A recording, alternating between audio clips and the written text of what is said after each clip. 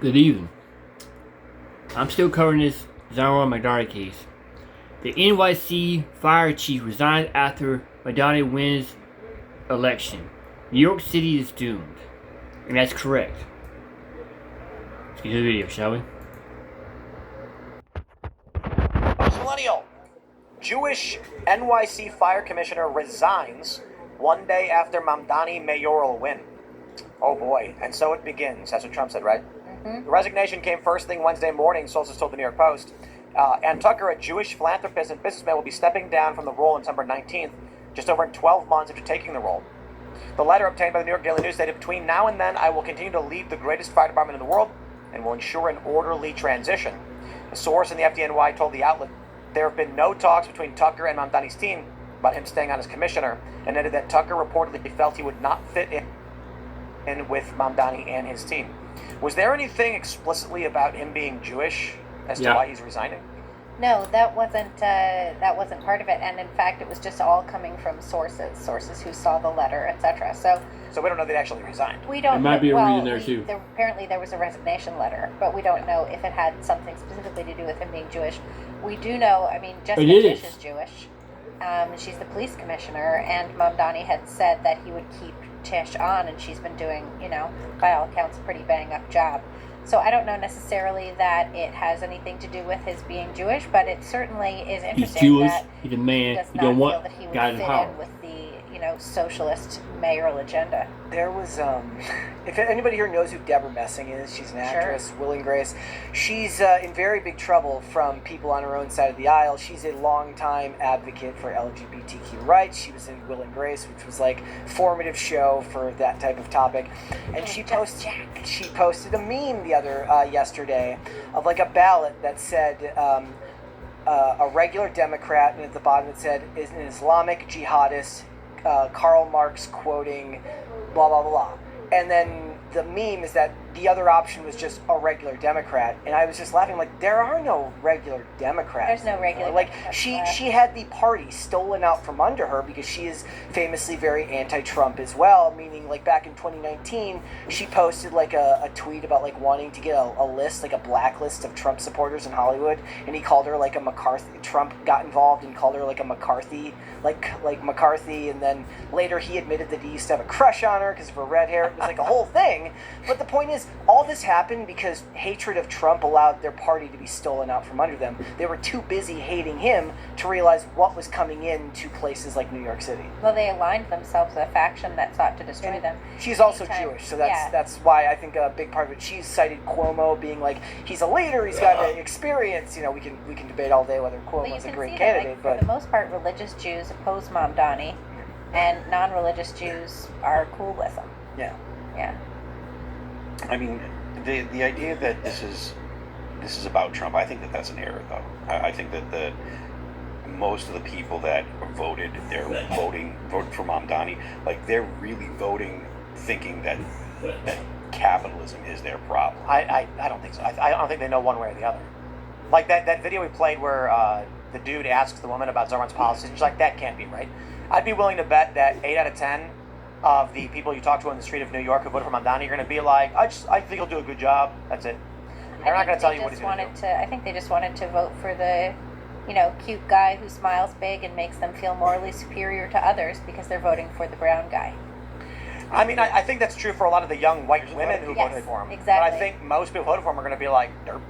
There's a lot of people that nowadays that don't look at socialism the way that honestly you should, and they don't see the danger in it, and they don't understand it. They think that socialism means free things. They think that socialism means that he's going to make, it means that you'll get this for free or whatever. And I think that was a big driving factor. It was the nice vote. It's he'll make sure that everyone's taken care of. It's very maternal kind of thing about it. It's not that there was a significant pushback against Trump on it. It is unfortunate that. Was it 84% of 18 to 29-year-old women voted for Mamdani? Mm-hmm. Because it just says terrible things about their IQ. Mamdani promised things the mayor can't do. It's the craziest. Guys, if you nominate me to be head of the HOA, I will give you jetpacks. You can't. I might vote. It's not a thing. Like this is the guy. I can say whatever I want. I was feeling like Mamdani is that guy who runs for student body president promising to eliminate homework. It's like No, extended recess. You don't I should get do to- this. You don't have a say. You don't get I mean, to decide that. I should do this. I should run for office and just promise things that are kind of in the realm of possibility, but not within my purview. Like, I will write checks for $100 to everyone. That's it. Everybody gets a check for $100. When I'm president, I will personally, because you know the United States is rich. Mm-hmm. Come on, you know it. Sure. Exactly. I will write a check to everybody for $500. Look at it this way. There's 330 million people in this country. We bring in trillions of dollars per year. I only need $333 million to give everyone $1 million. And they'll all believe it. And they'll be like, he's right, gosh darn it. Wait, wasn't there a tweet like that a couple of years ago? No, this was Brian Williams on TV with some woman. She was like, it's amazing, Michael Bloomberg spent $500 million. And, you know, there was this tweet. It's like, it is pretty amazing when you think about it. And she's like, he could have given everyone $1 million instead of campaigning. And it's like, no, you morons, it's $1.50. Yeah. It's going to get everyone $1.60 something. But people are really dumb. So, hey, let's roll with it. So I can be president, do whatever I want. All I got to do is offer more free stuff than these people offer. But that's part of the team sport mentality of politics now. It's like you said earlier, Trump said grocery prices are down. They're not. Like, you should assume all politicians are looking to, at the very least, double speak to you and give you a half-truth, because that's their job. Look at Zoran Mamdani. He's like, grocery prices are high because of price gouging. Yeah. I'll open government grocery stores, and that will solve all of your problems. The government never overcharges anybody. No. This is ludicrous, Zoran Mamdani, you fascist, you far-right capitalist, okay? I'm going to open grocery stores where they give you the food for free and pay you for coming. Yeah. And Why? they pay you an entry fee. That'll Exactly. work. Because, I mean, you're the one who makes the grocery store possible by being a patron. Think about it. If there's no patrons, no grocery store. I thought it was interesting too. Like, he's got this plan to tax the billionaires in New York City. There's 123 billionaires. Damn, man.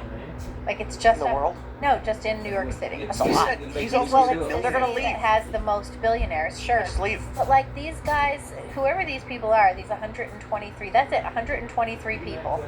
They have houses in lots of places already. They don't have to have New York City be their primary residence. Exactly. They don't have to have America be their primary residence. They don't have to do any of that at all. It's He's shockingly easy to just go move somewhere else when you're a billionaire. But he's also said that he's going to tax, everyone that makes more than $1 million, they're going to get a 2% tax. Right. Look, and you tell anyone that their taxes are going to go up by $20,000 just because, and that's if you make $1 million, right? That's just the very, very $1 million entry level in New York is City is not that $20,000. much. It's not. What was that?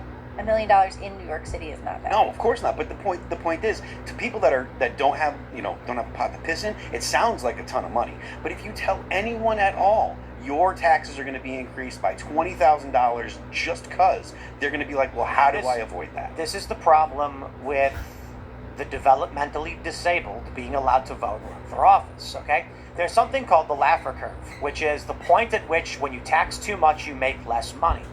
So the story that I like to tell is Cook County, DuPage County, Home Depot story. I learned this when I was like 18 because my friend's dad was a contractor, and I forgot how it came up, but there was a Home Depot in Cook County that closed down and reopened several months later in DuPage County, which was like 10 miles down the road. And what was explained to me, Cook County increased their sales tax by like 0.01% or something like this. And so there was a Home Depot that said, we're closing. We're going to reopen in DuPage where we don't got to pay that sales tax. And I was saying, that sounds stupid. I mean, I understand you're paying more in taxes, but is it really worth moving? And what my friend's dad said was, contractors will drive an extra 50 miles if it means saving a couple $100,000 a year in materials costs, because you're not just going to the store to spend $50 here and there. You're doing massive lumber orders and getting tools, but a lot of these deliveries, you're ordering from Home Depot massive amounts of lumber that gets delivered to the site. So if you're spending millions of dollars over the year, even 0.01% is not worth it. You may as well put in the order someone else. It's coming for delivery. Why pay the taxes on it? And I was like, oh, wow. So Cook County lost money by increasing tax revenue. How about that? More importantly, because I grew up playing Civilization, I understood very simply, when you increase the taxes on your cities, you make less money because people stop spending and they don't have money to spend. And then I was like, in Civ 2, I love it. They revolt. They stop, your economy stagnates, you stop generating gold, and you're like, oh, maybe that was a bad idea. But Zoran Mamdani either doesn't know or doesn't care. I think it's So- probably a combo. It's real simple. I got to tell you, if you make $1 million a year, and he says $20,000 extra gone, people are going to be like, I think I'll spend that $20,000 on an apartment across the river in Jersey, and I'll stop coming to New York. Jersey City's going to get real nice. To be fair, though, they have the reciprocity between Jersey and New York because of this. And if you spend more than half the year in New York, they'll tax you at the full rate. Right. And so, I think it's fair to say, people are the estimates right now are that property values in Florida, Tennessee, and Texas are going to skyrocket because these are like big Republican strongholds.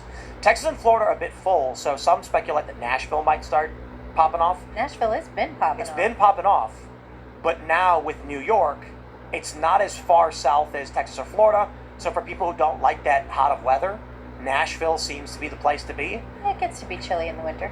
It doesn't snow all that much in Nashville, but it is closer to New York than Florida is.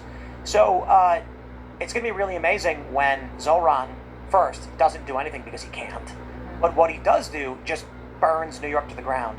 And the problem is no one's going to learn a lesson. Eli was talking about it. I read this article from Coleman Hughes where he said the cure for Marxism is experiencing Marxism. I'm like, no, it isn't. No. Because Maduro is still in power. Because the Chinese communists are still in power. That's The not thing is, correct. you can vote Marxism in, but you have to shoot your way out, right? Isn't that what they say about it? Yes, but the issue with New York is that you can't even do that. No, because So- they don't let you have guns. Well, it's not just that. It's that unless the argument is in New York to be armed rebellion against New York City government, which there's not going to be, people will just leave, and then New York will crumble. And Just that's like it did probably when it the did. intention. There was a point where Detroit was this massive industry leader. I mean, Detroit made Pennsylvania, or made Pittsburgh. Pittsburgh was providing all the steel for Detroit. Detroit was like the mecca for economic activity in the U.S. and that ended because of the I think a lot of the Automotive. manufacturers left. Yeah, and then there were all those riots. Yeah, and the city crumbled. That can happen to New York. I mean, it'll be different conditions. It did happen in New York. I mean, like at the end of the 70s and into the 80s, like people thought that New York would never recover, and it literally took Rudy Giuliani, going ham on that city. I mean, the difference between before he was elected, just like walking around downtown, and after, it was so different. I mean, it was like, I don't know if you guys remember it. Well, I mean, I've seen you Yeah. can look at pictures, and there are pictures of New York, New York City, where it looks like Lebanon. Yeah. Like it looks like there's an actual war zone going on. I mean, when I was a kid, it was like my mom would be like, "These are the places you never go," and it included walking by the river. It included, the entire East Village and Alphabet City. Like, don't go there. No going to the Lower East Side. Like, none of that. We'd walk through Times Square because she would take me to shows and stuff. We'd walk through Times Square, and there would be like tons of hookers and strip clubs and weird stuff going on. Like, I mean, the first time I saw pornography, it was a black and white newspaper that the wind blew and stuck to my leg. And Mamdani's talked about, things that will usher in that kind of behavior again. He wants to decriminalize prostitution, which, I mean, look, I'm not. That's part of the DSA. Child trafficking coming back with a vengeance. Thanks for checking out this clip from Timcast IRL. Make sure to watch the show live Monday through Friday at 8 p.m. Subscribe to this channel, and we will see you all there.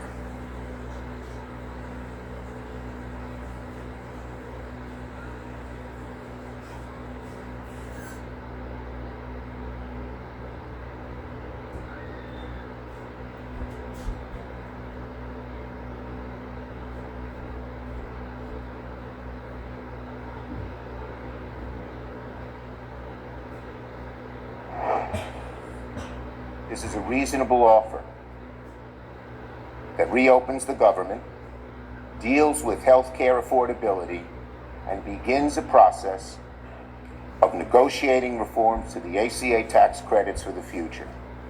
Now, the ball is in the Republicans' court.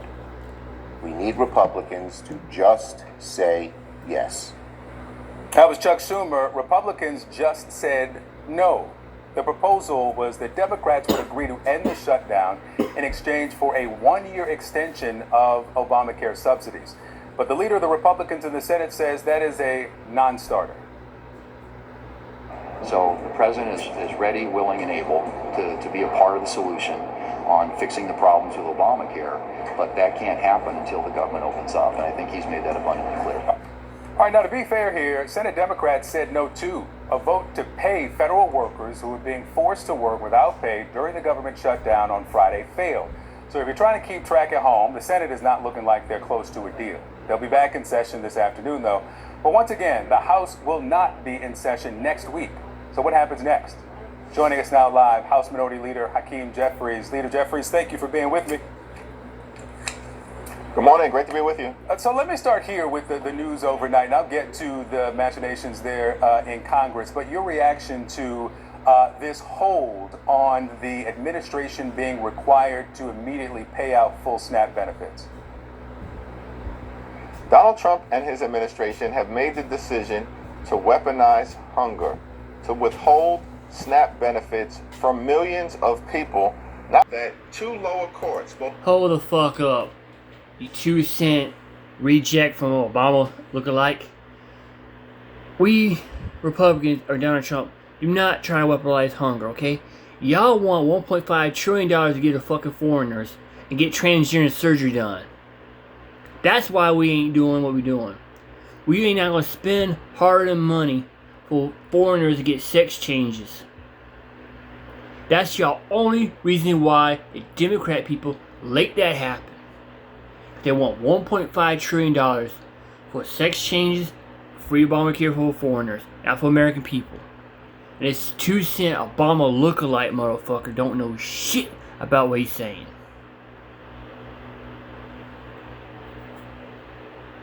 That's why it's so fucking hilarious when the Democrats get on there talking about, oh, we're focused on this.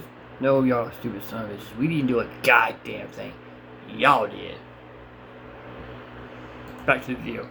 Both the district court and the Court of Appeals made clear that those SNAP benefits needed to be paid immediately. The administration chose to go begging before the United States Supreme Court to put a halt on that because they want to withhold SNAP benefits from children, from veterans, from seniors, from American families, and it's shameful. Hungry children, Leader Jeffries, don't know if they're not being fed because of a lack of SNAP benefits or a lack of their parents' federal salary. And so when Democrats voted yesterday to not pay federal workers, is that something you would have supported?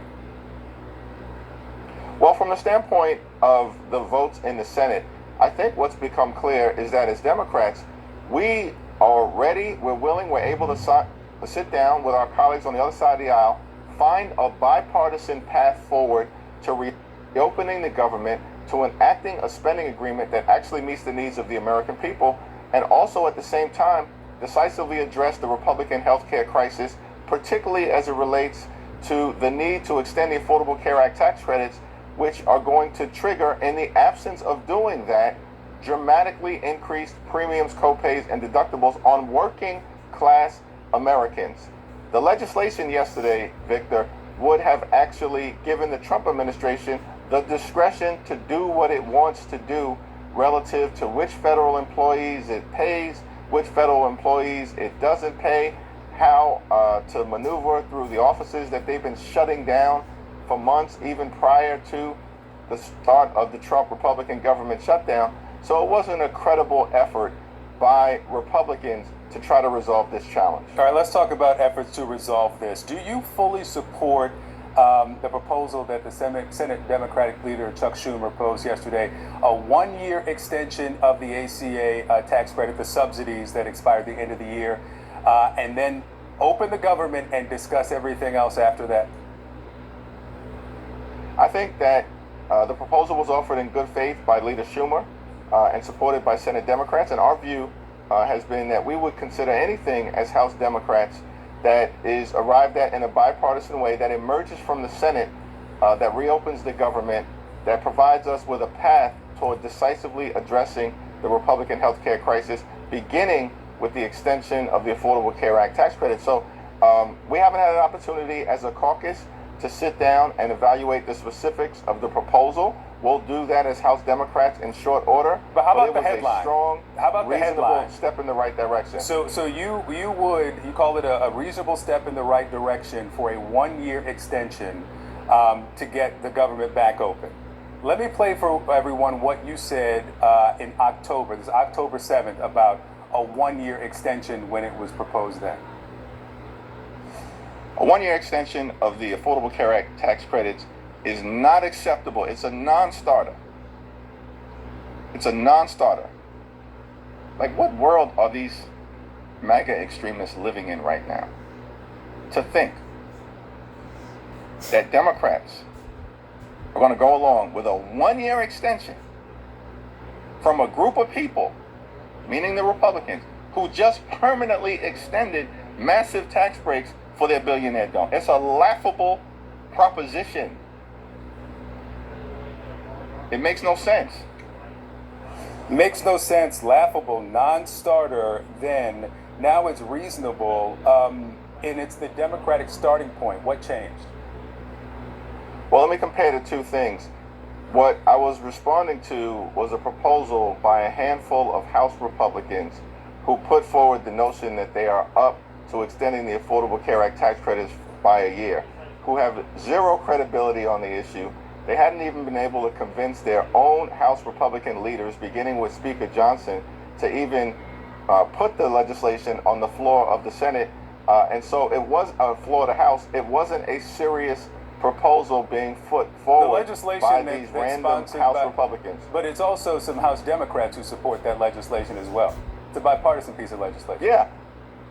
Well, and it's a bipartisan piece of legislation, and those House Democrats are proceeding in good faith. That said, if you look at the Schumer proposal is a 1-year extension of the tax credits as is, and a step toward a multi-year extension, because there's a recognition by the Senate Democrats that, of course, simply taking the step toward a year without any further process moving forward beyond that leaves us back in the same situation. So the Senate proposal is definitively different than what was being floated out there by House Republicans.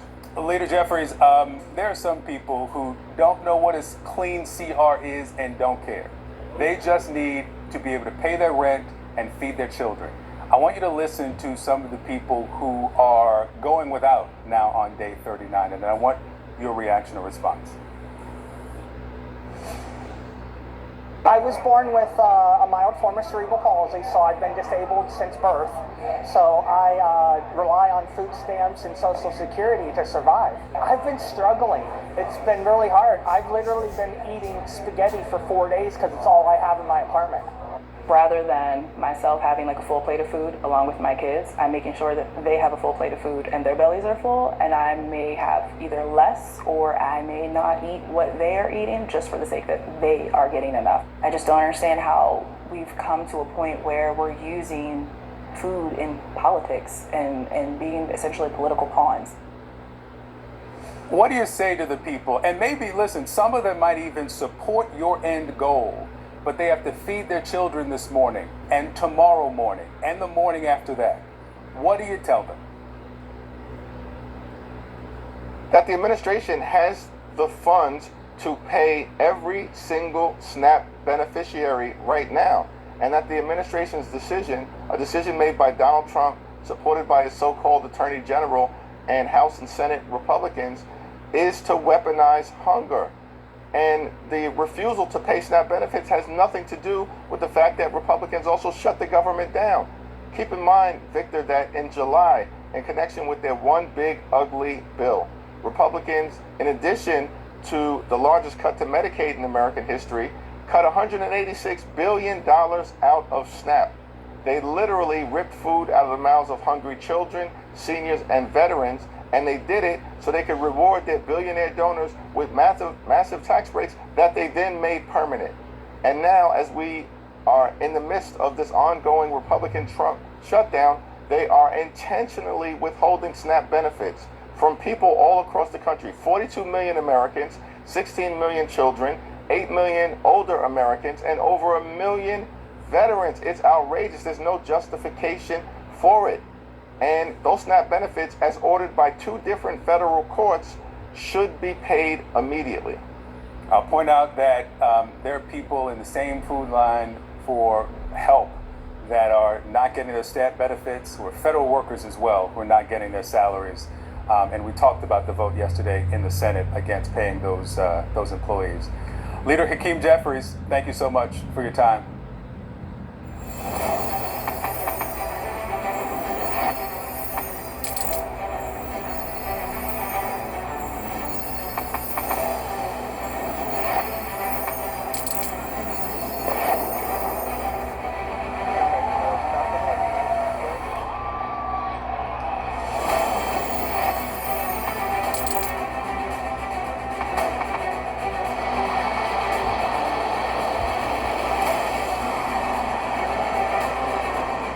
Fighting so long and so hard that they don't know what the they're doing.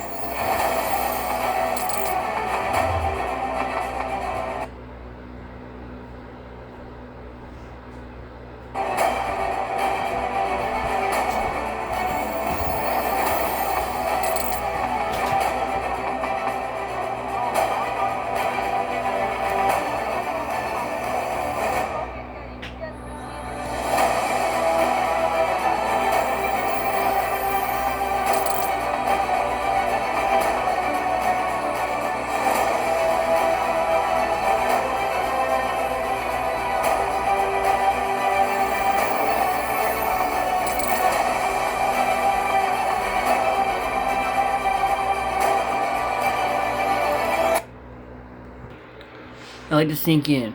Democrats ain't going to do nothing unless it's their way or the highway. Because we Republicans know we give in to them, then they can turn around and use that against the Republicans when the election comes around. Good night.